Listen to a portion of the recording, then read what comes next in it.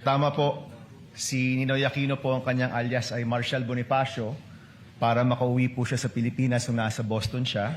Oho. Pero wala naman po siyang confidential funds na, wala po siya sa mga AR na confidential funds. Lilinawin ko lang ho.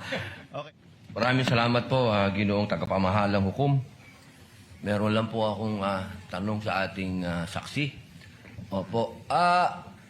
Ginoo, sa palagay niyo po ba karapat-dapat lamang na gumamit ng alias kapag confidential fund ang pinag-uusapan? Sir, as someone who does not know, sir, implementations of parang mga confidential activities on the ground, sir, I cannot, hindi po ako makakasagot ng maayos, sir, kung pwede po ba or hindi. But based on information that I got, sir, no, when I consolidated the answers for the AOM, sir, hindi naman po siya na-mention sa akin po ni Colonel Lachica. But I know, sir, that activities, confidential activities are considered to be sensitive. And there might be individuals or groups that need to be somehow protected, sir, because of the information that you would be getting from those people, sir. So, yun po yung tingin ko, sir. Hindi ko categorically masasabi na pwede po yung alias or hindi. But going back to the JMC also, sir, sa Joint Memorandum Circular, there is no specific provision, sir, that indicates kung paano po yung paglagay ng mga pangalan sa documentary evidence of payments. Okay. Maraming salamat po. Meron po akong tanong sa prosecution.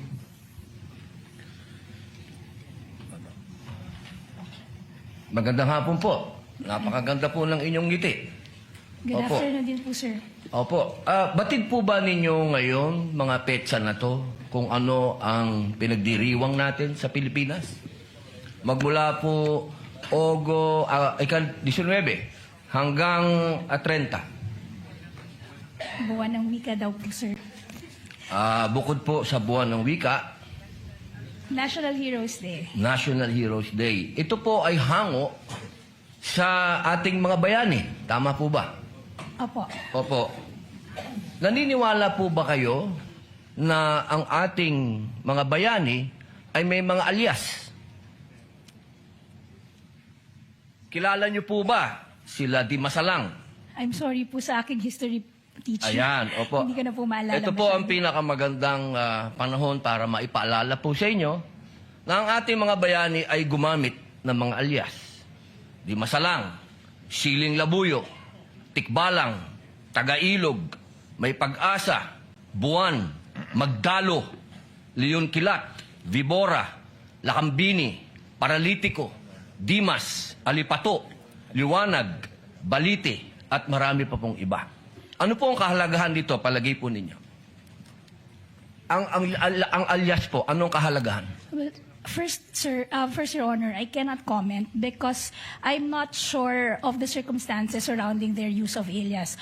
Under the anti-alias law, sir, inaalaw naman po yung paggamit ng alias provided kailangan po nakabanggit din, nakadisclose kung ano yung real name.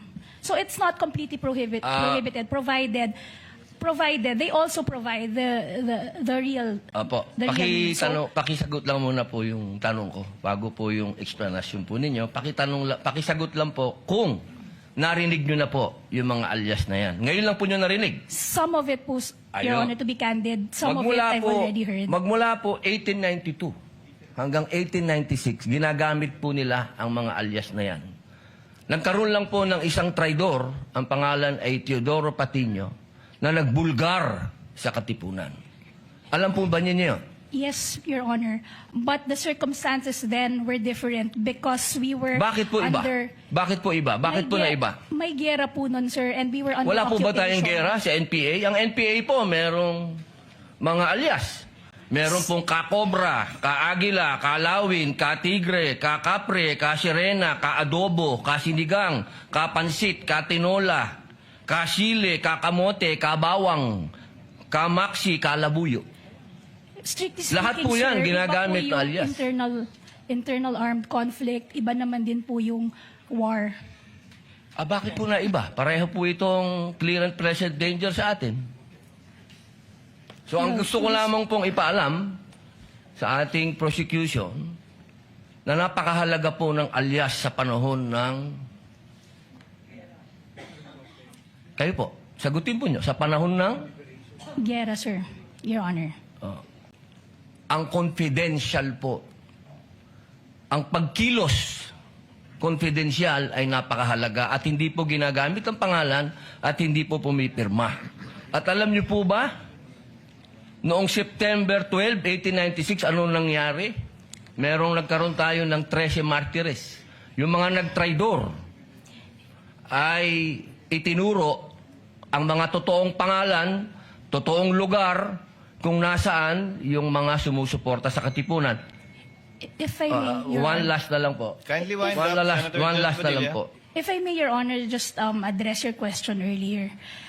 With all due respect, Your Honor, the prosecution respectfully submits that whether the use of alias is allowed or not and whether it's necessary or not, to us, that is a non-issue because that was never raised Hindi po by pwedeng maging non-issue sapagkat ito po ang ipinalalabas ng prosecution. If I may, Na Your may Honor, mga pangalan, na mga katawa-tawang pangalan. Mas nakakatawa po itong mga pangalan nung mga nangyari nung araw. with all due At isa respect, pa Your po, Honor. isa na lang if po. I- Kasi isa na lang po. Kindly wind up, Ito na lang po. Padilla. Kilala niyo po ba kung sino si Marcial Bonifacio? To be candid, Your Honor, Oh. I'm not Sino po? familiar. Si Benigno I'm sorry, Aquino Your Honor. Jr. Si Ninoy. Siya mismo may alias. Maraming salamat po. Your Honor, if I just may, Your Honor, just to set the record straight, because it was made to, with all due respect to the Senator Judge, It was- Presiding Judge. Allowed ba yun? I was about to make a ruling. Maraming salamat po. There was no question posed or poised, Attorney May. Let's proceed to the next Senator Judge who will interject. By the way, did you intentionally get rid of the platform? yes, Your Honor, because we were not expecting that I'd be called again, Your Honor, to make way for the Honorable Chair of the Okay. Panel of Understood. Prosecutors, Your Honor. Understood. Senator Judge Aquino, Thank you're you. recognized for interjection. You may proceed, sir. When you're ready, you have 2 minutes.